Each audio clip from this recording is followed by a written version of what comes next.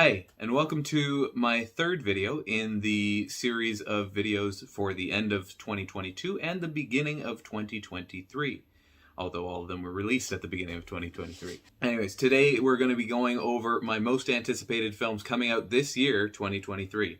I'm going to be doing it similar to how a podcast that I follow does it. They do it where there's one film every month, and then they also have 3 wildcard picks, so that means a total of 15 movies. And then after going over that, I'm going to also talk to you about my top 10 overall most anticipated, because there's obviously going to be some that end up in the month's most anticipated that aren't part of my top 10. There's some things that may not have made my month list that are going to make my top 10 just because they were in a busy month. I want to add a disclaimer that some of these films may not actually come out in 2023. Some of them may be shifted, like what happened with Spider-Man Across the Spider-Verse last year. So let's get this started with January. So January 6th was on Friday, is Megan was released in theaters, and The Pale Blue Eyes was released on Netflix. In theaters on January 13th is The Devil's Conspiracy, Plane, and House Party. On Netflix will be Doggone, and on Hulu will be The Drop. On January 20th in theaters is Alice Darling and Missing, and on Netflix is Jung-E. On the 26th of January, it's going to be Left Behind, Rise of the Antichrist in theaters, and I believe that's only going to be one day. And then Teen Wolf, the movie, on Paramount+. On January 27th, you will be seeing Distant in theaters, or on Netflix there's You People, and on Prime it's Shotgun Wedding. Of those, M3 Gan, or Megan, it was, for me, I saw the trailer for it, I thought it was horrible, I thought it was a ripoff of a previous film called Morgan, so I'm not really interested in seeing that. I know some people might be, and I've seen some early reactions for it, and it seems disappointing for most people. House Party was, again, I didn't like the trailer. It's a LeBron James produced film, so it's probably not going to be that great. Most films that come out in January aren't that great, so it's hard to choose. In terms of Missing, I loved the original film that this is a sequel of, although maybe it's an anthology, and it's apparently also related to another film called Run that came out in 2020. I found that was okay, but the trailer for this film was really, it kind of spoiled too much, as a lot of trailers tend to do, but this one was really, it ruined the movie for me and anybody who's seen it. So the choice for January is You People on Netflix, which was directed and I believe written by Kenya Barris, and will be featuring Eddie Murphy, so it might be good, I guess. And let's move on to February. On February 3rd is Knock at the Cabin, which is a M. Night Shyamalan film, 80 for Brady. And on Netflix, it's going to be True Spirit. On February 10th, it's Magic Mike's Last Dance. I haven't actually seen any of the other Magic Mike films, so you can tell that I probably am not really interested in this one. And then on Netflix, it's Your Place or Mine. On February 15th, it's Marlowe and Winnie the Pooh, Blood and Honey. On February 17th, it's Ant-Man and the Wasp, Quantumania, and Of an Age. On February 24th, it's Cocaine Bear and Jesus Revolution. Again, February is generally a slower month. It's not got too many big things, but this year there is at least a Marvel movie and a few other big hits. Or sequels. Of the other ones that I was talking about, Winnie the Pooh, Blood and Honey, I felt looks like a interesting idea, but it's likely rushed and poorly done. Cocaine Bear was an interesting concept, but it just had a bad trailer, so the one I'm choosing for February is Ant-Man and the Wasp, Quantumania. I'm a big Marvel fan, so I'm really looking forward to this. I am a little bit hesitant towards my picking this, just because, it's one of the only options, but it's also, I wasn't a huge fan of the sequel, Ant-Man and the Wasp. I did like the original Ant-Man, so we'll have to see if this one is closer to my enjoyment of the original Ant-Man, or if it's a dud like Ant-Man and the Wasp. In March, We have on the 3rd, Creed 3. On the 10th, it's Scream 6. I really like how they did the poster for this with the VI in the Scream. It's really cool. Inside, on March 17, you have 65 and Shazam! Fury of the Gods and A Snowy Day in Oakland. On March 24th, it's John Wick Chapter 4 and Champions. On March 31st, it's Dungeons and Dragons, Honor Among Thieves, A Good Person, and 1001. Inside seems like a really interesting movie. It's with Willem Dafoe basically all by himself and acting insane. So it should be at least an interesting one. And Shazam! Fury of the Gods. I liked Shazam, but the DCEU is basically dead, and there are other better choices this month. In terms of Dungeons & Dragons, I'm interested, but I'm not really interested enough for this to be on my highly anticipated list. I have not really played Dungeons & Dragons. I have seen people play it before. I'm definitely going to check it out, but probably not in theaters. So I am choosing this month actually 2 picks because I'm using one of my 3 wild cards. So I'm going to be choosing both Creed 3 because I enjoyed the other Creed films, and this time Michael B. Jordan is directing. I haven't actually seen any of the Rocky films, so that's a video I'm planning later on this year. And I'm also planning on my list for most anticipated John Wick Chapter 4 because I love the John Wick films and I'm happy to see more, even though it probably should have ended at 3. Let's go over to April. Now, April was a hard year because one of the films I had chosen had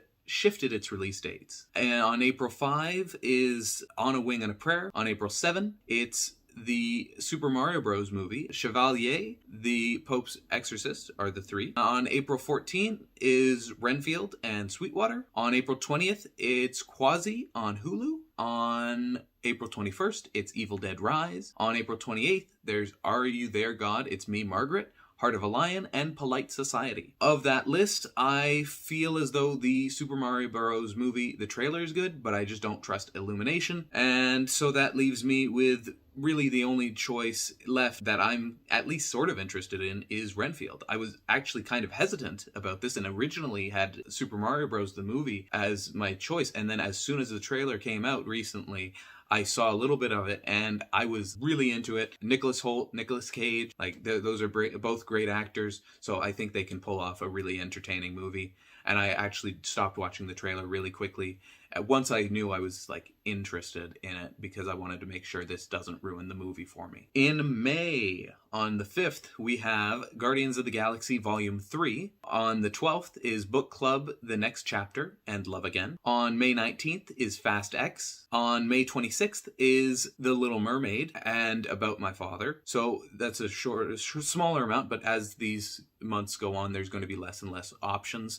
There will be more as time goes on. Just right at this moment, not many things have been announced. And also some of these films are huge, so most people will not want to open a film around that same time. So Book Club, The Next Chapter, it's an old lady flick. It's not something I'm interested in. For Fast X, I've been burned by the last few films, and Vin Diesel's ego has been taking this franchise in a direction that I'm not really a fan of. And I feel as though this franchise should have ended after Paul Walker died with 7. In terms of The Little Mermaid, I'm excited to see Halle Bailey and Daveed Diggs, but Melissa McCarthy in the role of Ursula is the wrong choice for me, and I believe it's going to ruin the film and this character like Seth Rogen had done with Pumbaa in The Lion King. I didn't think he did a great job with that, and I don't think many people thought he did a good job. So the film I'm choosing as my most anticipated for May is Guardians of the Galaxy Volume 3, which is a swan song to these characters and James Gunn. Hopefully we get to see some of these characters again someday. I enjoyed the first Guardians. It's one of my top 5 MCU films. And Guardians of the Galaxy Volume 2 is pretty good still. It's just not as good as the first movie, in my opinion. So hopefully this one is closer to the first. But even still, at least hopefully it's enjoyable. And it does look like that from the trailers. Let's shift over to June. On the 2nd, we have Spider-Man Across the Spider-Verse. On June 9th, it's Transformers Rise of the Beasts and Strays. On June 16th, it's Elemental and The Flash and The Blackening. On June 23rd, we have Asteroid City and No Hard Feelings. On June 30th, we have Indiana Jones and the Dial of Destiny and Harold and the Purple Crayon. Transformers Rise of the Beasts, I was surprised by how much the trailer enticed me, and honestly, it would have made probably the top 15 or 20 without the caveat of one from each month and 3 wild cards. So it's just something that it's disappointing that it couldn't make the list, but it's something I'm definitely interested in. I might actually go see this in theaters. I wasn't a huge fan of Bumblebee as much as other people, but I still found it better than some of the later Transformers movies. So actually all the other Transformers movies, except really the first one. So hopefully this one is really great, as the trailers have suggested. The Flash, Ezra Miller being in this is ruining it. They should have recast this character a year before filming, when Ezra had chokeslammed a woman in Iceland. I will not support this movie, and I won't even watch it if people say it's the best DC movie ever. I don't even think I watch it if it's on streaming. Like, I'm not going to support this film in any way, shape, or form. Asteroid City is Wes Anderson's new film, so I'm interested in it, but it's not my most anticipated. I will probably see it, maybe not in theaters, but I will probably end up seeing it at some point. Indiana Jones and the Dial of Destiny. I do have a theory that every other Indiana Jones film is good, so by that logic, this should be good, because I enjoyed 1, I enjoyed 3. 2 and 4, not so much. I have faith that James Mangold will be able to do a great job, as he did with Logan and Ford v Ferrari, but it's not gonna be my top 2 for this month, because this month is, again, I'm using my second of 3 wildcards. So one of the picks is going to be Spider-Man Across the Spider-Verse, obviously, and the other pick is Elemental, because Pixar rarely misses, and this looks really great from the teaser. Now let's shift over to July. So in July, on the 7th, is going to be Insidious: Fear the Dark. On the 14th is Mission Impossible: Dead Reckoning Part 1. On July 21st is the battle of the 2 directors, Barbie and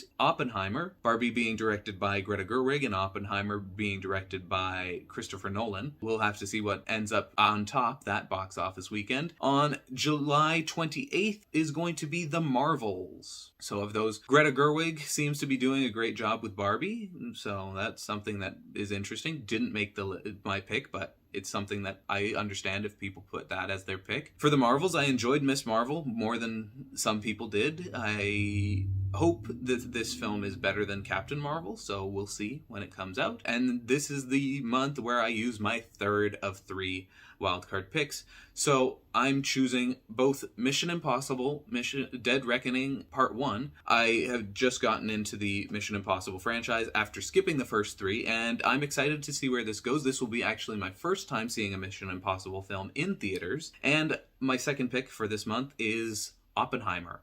Christopher Nolan is my highest rated director. I'm a big fan of his work, and I can't wait to see this film. So let's go to August 4th. We've got Teenage Mutant Ninja Turtles Mutant Mayhem and Meg 2: The Trench. On August 11th is Haunted Mansion and The Last Voyage of the Demeter and Gran Turismo. On August 18th is Blue Beetle. And on August 25th is They Listen. So there's not too much in this month, as August usually studios slow down a little bit more, but there are still some interesting picks.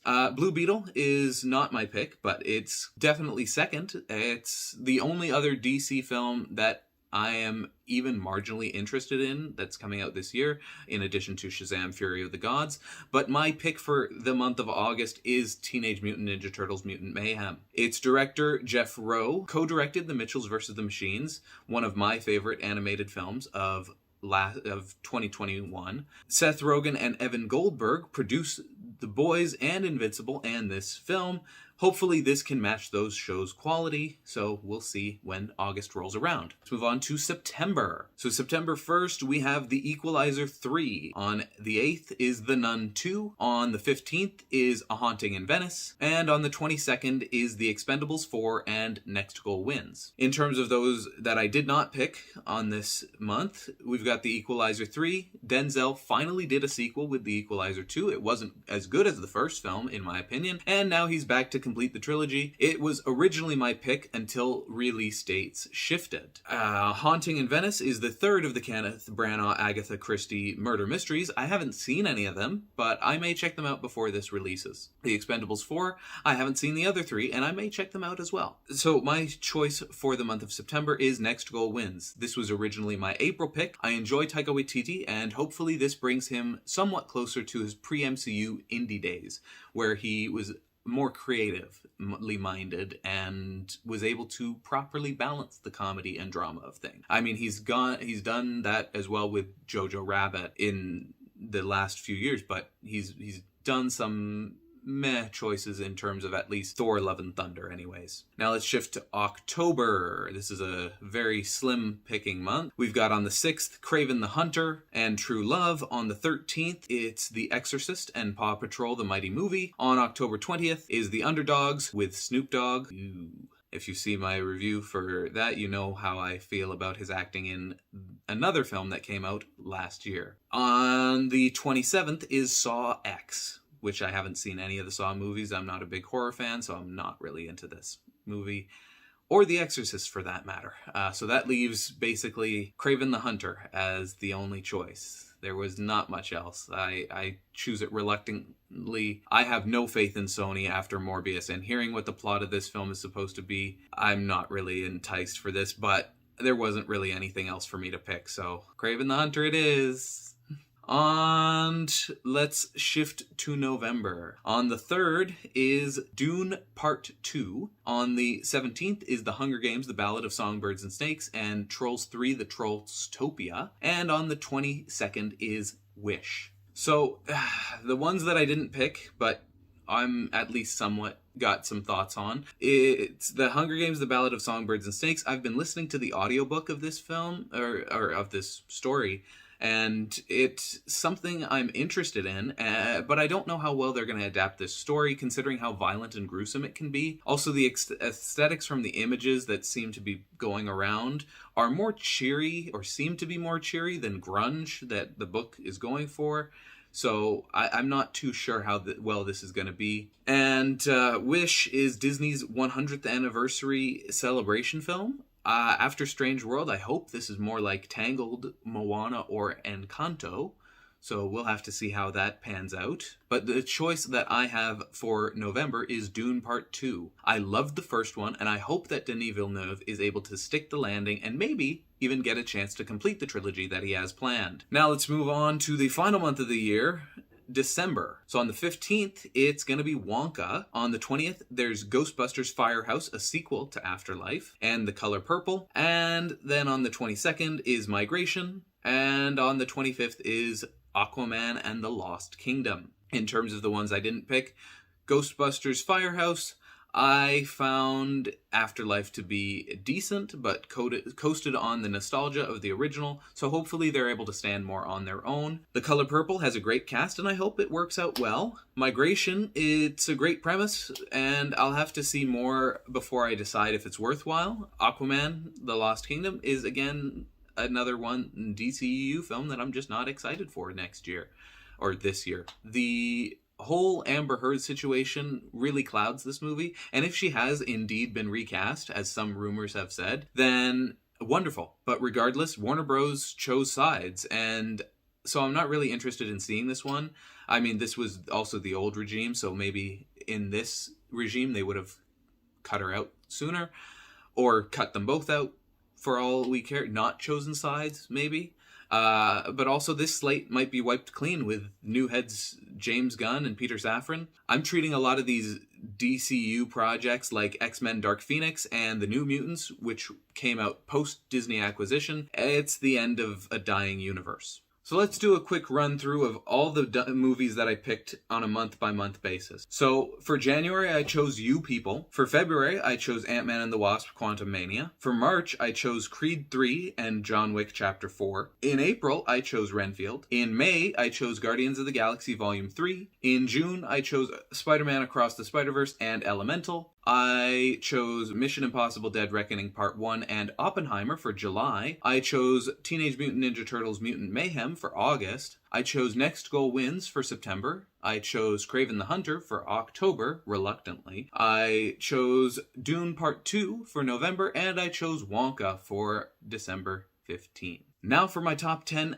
most anticipated films. At number 10 is something that didn't make my month list, Indiana Jones and the Dial of Destiny. At number 9 is Ant-Man and the Wasp: Quantumania. At number 8 is Elemental. At number 7 is John Wick Chapter 4. At number 6 is Creed 3. At number 5 is Guardians of the Galaxy Volume 3. At number 4 is Oppenheimer. At number 3 is Mission Impossible: Dead Reckoning Part 1. At number 2 is Dune Part 2. And obviously, at number 1, we have Spider-Man Across the Spider-Verse. He's my favorite comic book character. This is a sequel to my favorite of the Spider-Man films, so obviously it's something I'm really anticipating. Thank you for watching this video. If you liked this video, please give it a thumbs up. If you want to see more from me, hit the subscribe button. My next video will probably be the Spike Jonze video that I recorded a while ago, and it should come out on Wednesday or Thursday morning. Let me know what your most anticipated movies of the year are in the comments down below. Thank you again for watching, and let's hope for a year of great films.